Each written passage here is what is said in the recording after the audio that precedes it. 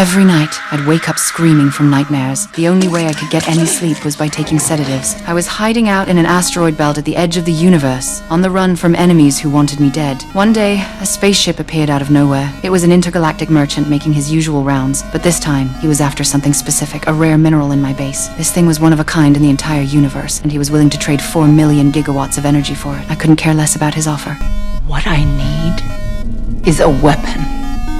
One powerful enough to destroy an orbital colony the size of, say, Cronus. Years ago, Kronos betrayed us, killed my husband, and slaughtered over 1,000 people from my clan. Revenge was the only thing keeping me alive. This squid-like merchant claimed he didn't deal in weapons. No matter how hard he tried to convince me, I wasn't budging. That's when he noticed my pet roaches. He could tell I was lonely out here in this godforsaken wasteland and needed companionship. The merchant cut off the comlink, then reconnected moments later. This time, there was a cute little creature by his side, his planet's mascot, famous across the universe as an emotional support companion. Cute. He was trying to sweeten the deal to get that mineral. But I will not trade my prize for a used alien pet. When I turned him down again, he suggested a trial period, no payment required. If I still wasn't interested when he came back in 90 days, no hard feelings, I agreed. To be honest, I was tempted. I had no idea this would be my biggest mistake. The little guy was delivered to my base right away. With its stubby legs and round, pudgy body, I fell for it instantly. I ran a full scan to make sure it was healthy and disease-free. Strangely enough, its DNA was incredibly complex, a fusion of hundreds of different species, even including human genes. It seemed odd, but I didn't dig deeper. Having the little creature around really lifted my spirits. But one day, it vanished.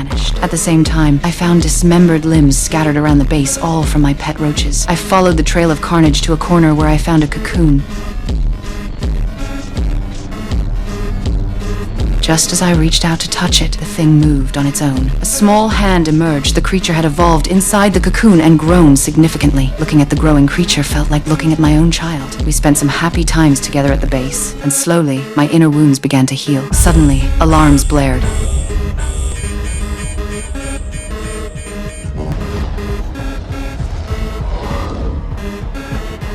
Kronos, my father's killer, had somehow tracked me down and come in person. The sight of that ugly face filled me with rage. Over the years, I'd killed him 11 times, but they were all clones. The real one had stayed alive all along. Now that he knew I was hiding at the edge of the universe, he'd come himself to finish me off for good.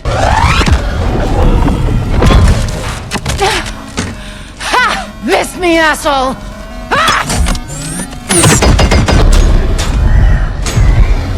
Aim for her reactor! After the reactor exploded, only one space station remained from my base. In the chaos, I fired up the backup power and launched a poison gas missile. Fucking die!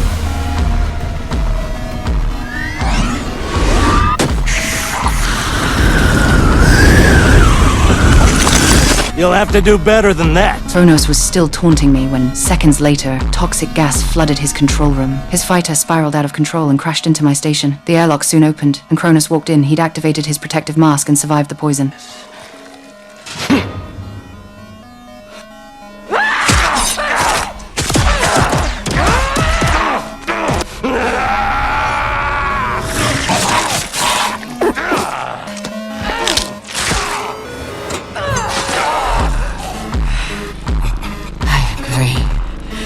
This is so much more satisfying.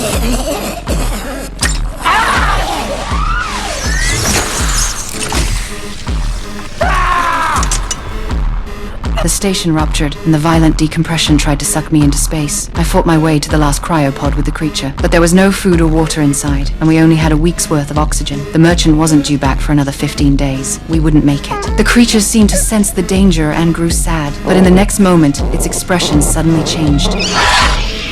I don't know how much time passed before the merchant returned as promised. Inside the cryopod, there was nothing alive, just my dismembered remains floating around. But in the center of the chamber was a cocoon. The cocoon was taken aboard the ship, along with that rare mineral. When it split open, a small creature that looked just like me emerged.